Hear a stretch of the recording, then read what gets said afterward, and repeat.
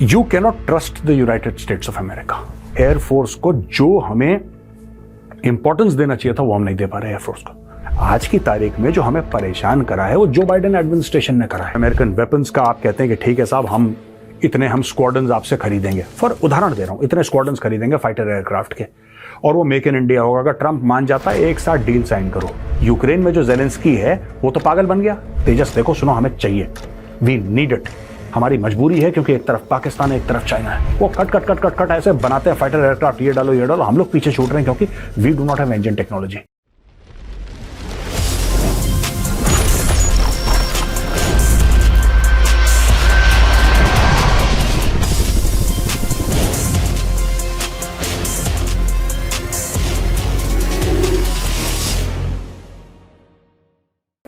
जय हिंद दोस्तों, मैं हूं मेजर गौरवारी और आप देख रहे हैं द चाणक्य डायलॉग्स।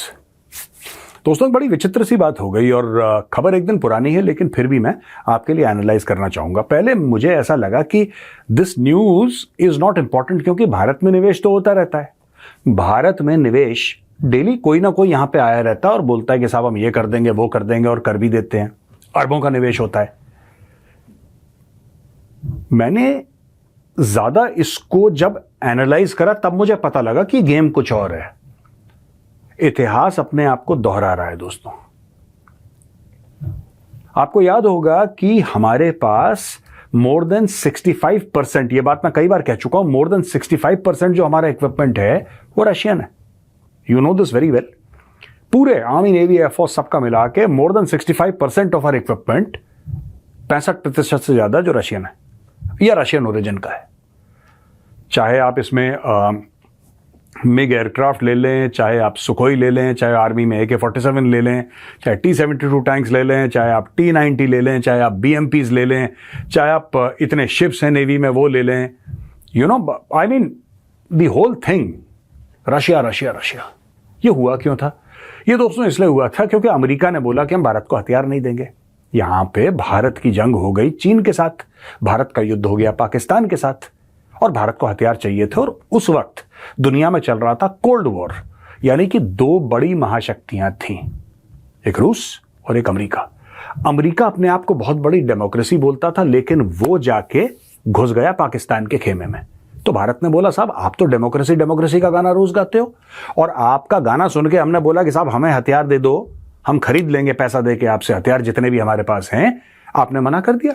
आपने बोला नहीं, हम एक पाकिस्तान, एक ऐसा देश जहां पे डिक्टेटर है, मिलिट्री डिक्टेटर है, उसको हेल्प करना पसंद करेंगे, भारत को नहीं। तो हमने बोला ठीक है सर, कोई बात नहीं, आपकी मर्जी है, आप बड़े लोग हैं, आप नहीं देना चाहते, कोई बात नहीं। हमने रूस से हथियार ले लिए। आज की तारीख में अमेरिका हमसे कह रहा है कि तुमने रूस से हथियार क्यों लिए?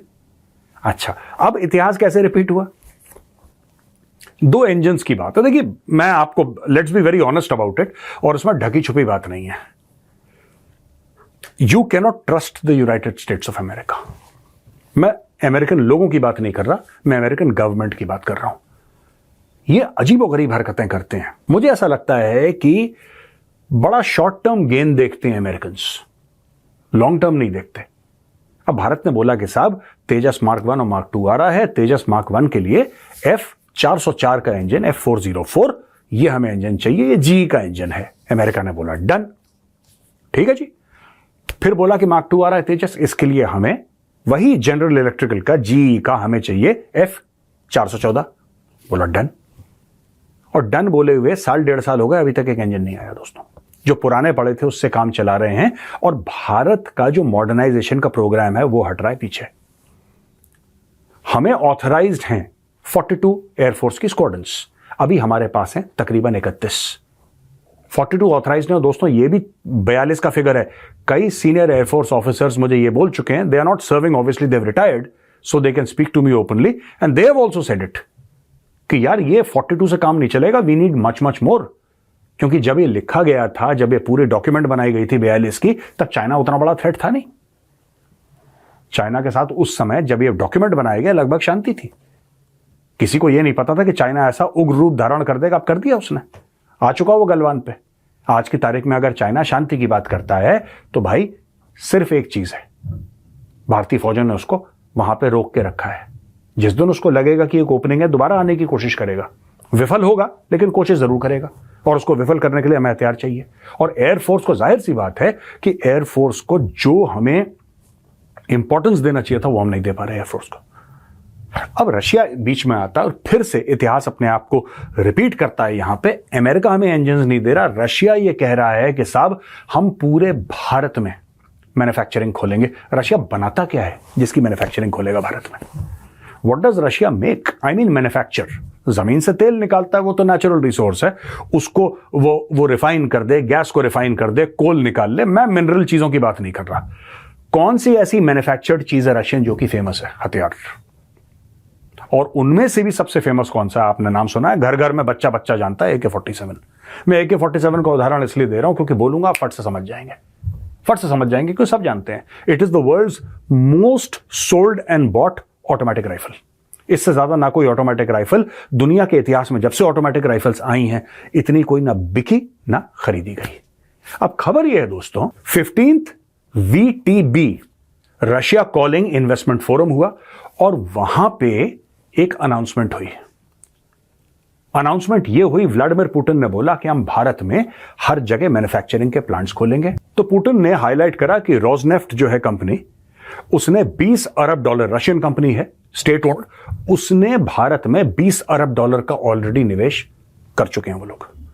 ये पहले की बात है, वो कह रहे हैं हम आगे भी करेंगे। देखिए ना दोस्तों, अब इसमें बात इन्वेस्टमेंट की नहीं है।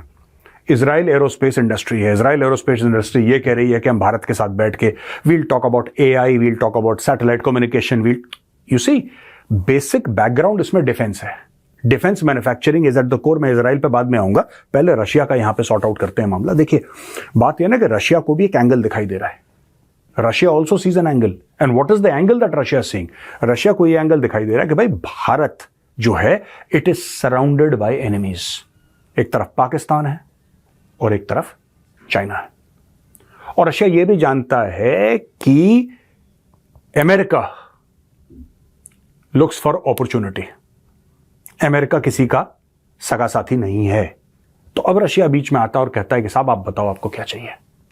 अब मैं आपको साफ तौर पे बता दूं दोस्तों, क्या रूस के जो हवाई जहाज हैं, क्या वो वेस्टर्न हवाई जहाज से बेहतर है?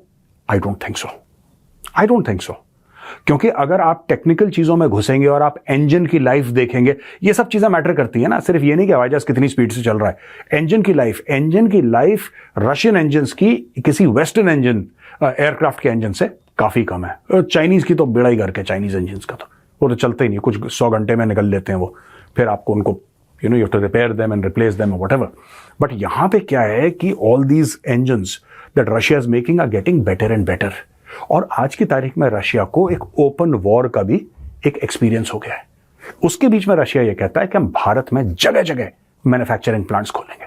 यानी कि रशिया यह कह रहा है इनडायरेक्टली, उसने वेपन्स का नाम ऐसे डायरेक्टली नहीं लिया कि हम ये वाले वेपन बनाएंगे और ये वाले वेपन बनाएंगे, लेकिन रूस ने फिर बनाने हैं वेपन, क्योंकि रूस वेपन ही बनाता है। उनकी इकोनॉमी वेपन्स मैन्युफैक्चरिंग से चलती है, तेल के अलावा। अगर हम उस सबको निकाल दें, कोई ये नहीं कहता रूस में कि यार बहुत तगड़ी वॉशिंग मशीन बनाई है रशिया ने। आपने कभी देखी है रशियन वॉशिंग मशीन? मैं ये नहीं कह रहा नहीं बनाते, मैं ये नहीं कह रहा वो नहीं बनाते, बनाते होंगे, लेकिन आपने नहीं देखी होगी। आपने वॉशिंग मशीन देखी होंगी साउथ कोरिया की, आपने इंडिया की, आपने चाइना की मैन्युफैक्चर्ड, आपने ये सब देखा होगा। आपने Russian washing machine, Russian fridge, और रशिया बनाता सब कुछ है, बनाता सब कुछ है रशिया, लेकिन आपने कभी नहीं देखा होगा क्योंकि इतना भारी मात्रा में एक्सपोर्ट नहीं होता। रशियन वेपन्स एक्सपोर्ट होते हैं दोस्तों। तो ये तो चीज है पुतिन का डायरेक्टली मैसेज देना वेस्ट को। अच्छा, इसमें भी एक समीकरण है, पता नहीं ऊंट किस करवट बैठेगा, नोबडी नोज। आज की तारीख में जो हमें परेशान करा है वो जो बाइडेन एडमिनिस्ट्रेशन ने करा है ऐसा। अच्छा, ट्रंप इज अ बिजनेसमैन, ठीक है, ट्रंप ये सब नहीं कहता। ट्रंप कहता है यार हमें तुम्हारे पचड़े से कोई लेना देना नहीं, तुम्हें सामान चाहिए, ये पैसा देखो, take it, show us the money, you can. That Trump is a businessman, right? Trump की आइडियोलॉजी है अमेरिका फर्स्ट। अगर अमेरिका को फायदा हो रहा है, ट्रंप बोलेगा ले लो, मुझे कोई दिक्कत नहीं है। तो अब मैं आपको यह बताता हूं कि 20 जनवरी को ट्रंप बैठेगा कुर्सी पे, हॉट सीट पे, और ये सारी की सारी चीजें ट्रंप के सामने लाई जाएंगी। ट्रंप के एडमिनिस्ट्रेशन में भारतीय मूल के या फिर हिंदू, प्रैक्टिसिंग हिंदूज बहुत सारे हैं।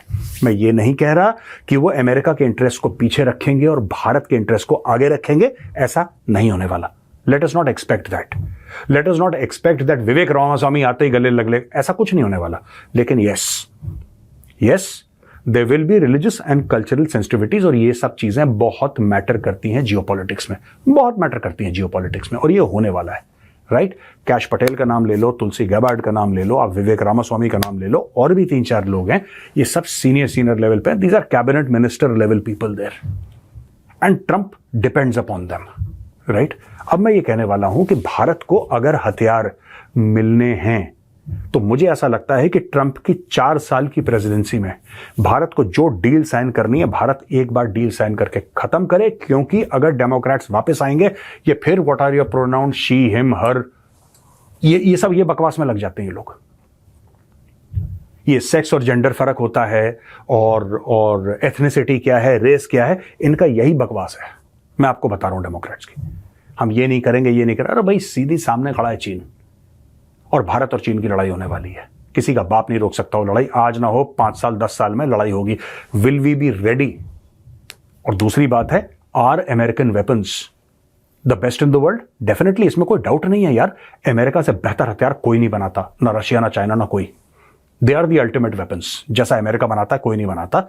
ये 4 साल ट्रंप के हैं भाई, आप अपना जिसको जो फिट करना है फिट कर लो। अगर ट्रंप मान जाता है आपको अमेरिकन वेपन्स का, आप कहते हैं कि ठीक है साहब, हम स्क्वाड्रन्स आपसे खरीदेंगे, फॉर उदाहरण दे रहा हूं, इतने स्क्वाड्रन्स खरीदेंगे फाइटर एयरक्राफ्ट के, और वो मेक इन इंडिया होगा। अगर ट्रंप मान जाता है, एक साथ डील साइन करो, मोटी डील साइन करके खत्म करो मामला अंदर, वो अपना मैन्युफैक्चर होता रहेगा। एक बार कांग्रेस के थ्रू हो गया, फिर किसी का बाप नहीं रोक सकता। मैं आपको बता रहा हूं अब क्या होने वाला है। एक छोटा सा एग्जांपल दूं आपको। आज की तारीख में डेमोक्रेट्स का यह फंडा है कि साहब यूक्रेन को 2 पैसा, यूक्रेन को 2 पैसा, यूक्रेन लड़ता रहे, कई 100 अरब डॉलर देते रहो, हथियार देते रहो। अब रिपब्लिकन वाले आने वाले हैं, और 20 जनवरी से ट्रंप बैठेगा हॉट सीट पे, और ट्रंप का पहला हुक्म यह होगा कि बंद करो ये सब। अच्छा, वहां पे यूक्रेन में जो जेलेंस्की है वो तो पागल बन गया। वो पागल इसलिए बन गया क्योंकि अमेरिका ने उसको फूंक दी, पंप चढ़ाया उसको, जैसे साइकिल में हवा भरते हैं कि बेटा चढ़ जा सूली पे, भला करेंगे राम। वो चढ़ गया सूली पे। अब यहां पे ट्रंप आएगा, ट्रंप बोलेगा बंद करो। आज की तारीख में जो बाइडेन की एडमिनिस्ट्रेशन ने भारत के लिए क्या रखा है, बंद करो। हां, क्या उन्होंने ड्रोन्स दिए हैं? यस।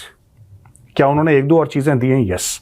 लेकिन जो मोटी चीज है, जिसके बारे में वो लोग प्रॉमिस कर चुके हैं, डील हो चुकी है, उसको डिले कर रहे हैं। जबकि यूएस कोई लड़ाई नहीं लड़ रहा।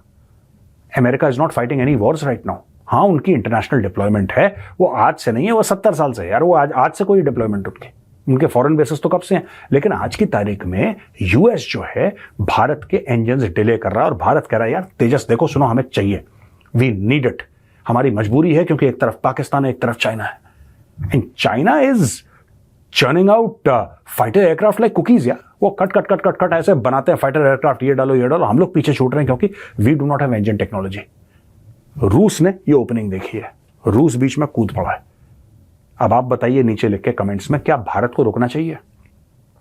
और जैसे ही ट्रंप राष्ट्रपति बने, क्या ट्रंप से बात करनी चाहिए कि सर ऐसा है, F-15 हमें चाहिए, हमें F-35 चाहिए, हमें जो भी चाहिए। मैं ये नहीं कह रहा कि ये लो वो लो, आई एम जस्ट सेइंग हमें F-18 चाहिए, हमें ये हवाई जहाज चाहिए। ठीक है जी। बात करते हैं आर्मी के लिए। We immediately require Stryker. Make in India करो, डील साइन करो, 1.5 साल में यहां पे अपने उनको जमीन दो, you know, and get an Indian partnership and start the manufacturing going. जो ट्रांसफर ऑफ टेक्नोलॉजी करनी है करके खत्म करो।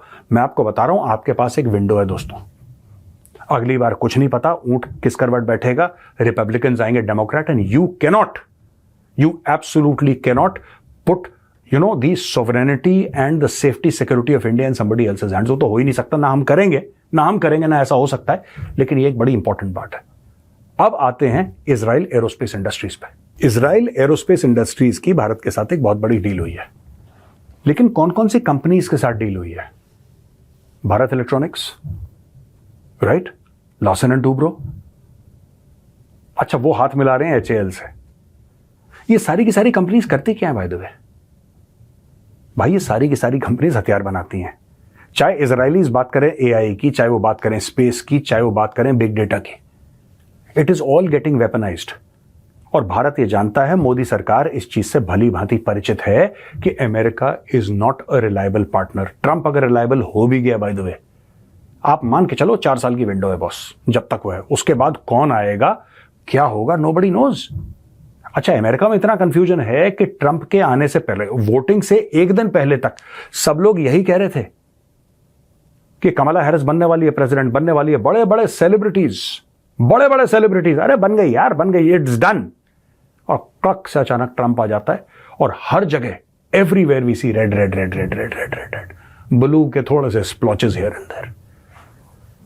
तो ये बहुत बड़ा गेम है। एक इंडिया को बच के चलना है। ये इजरायली एरोस्पेस इंडस्ट्रीज है, ये काम कर रही है। ये कह रही है it is meeting with weapons manufacturing organisations in India, research and development organisations in India. ये बात कर रहे हैं इकोसिस्टम सेटअप करने का भारत में। And some of the most cutting edge research is with Israel. तो दोस्तों, जैसा मैंने आपको बोला था, हिस्ट्री इज रिपीटिंग इटसेल्फ। इतिहास अपने आप को दोहरा रहा है। Again and again the same thing. America यही गलती कर रहा है जो अमेरिका ने 60s में करी थी। आपने भारत को मजबूर करा कि भारत रूस के पास जाए और रूस से हथियार खरीदे। आज आप रो रहे हैं कि यार आपके पास इतने रशियन वेपन्स क्यों हैं, आप अमेरिकन वेपन क्यों नहीं खरीद रहे। और जब हम खरीद रहे हैं तब आप कह रहे हैं कि नहीं अभी रुक जाओ, हमारा डिले चल रहा है। तो बॉस, हमारा तो डिले नहीं हो सकता ना। हमारी तो फौजें जो हैं वो फॉरवर्ड डिप्लॉयड हैं ऑलरेडी, लाइन ऑफ कंट्रोल पे, जहां पे एक सीज फायर है, पता नहीं कब तक चलता है, मेरी बला से जल्दी खत्म हो सीज फायर और हैप्पी दिवाली शुरू हो वहां पे। और line of actual control 3,500 kilometres plus active face of with China. हाँ, कहीं कहीं पीछे हटे हैं, लेकिन लड़ाई होगी। और जिस दिन लड़ाई होगी, we need the best weapons in the world. अब देखना यह है कि बेस्ट वेपन्स हमें आते कहां से हैं, रूस से आते हैं कि अमेरिका से आते हैं। आप लिखिए कमेंट्स में आप इसके बारे में क्या सोचते हैं। बहुत बहुत धन्यवाद ये वीडियो देखने के लिए दोस्तों। पसंद आए तो इस वीडियो को लाइक जरूर करिएगा। जय हिंद, वंदे मातरम, भारत माता की जय।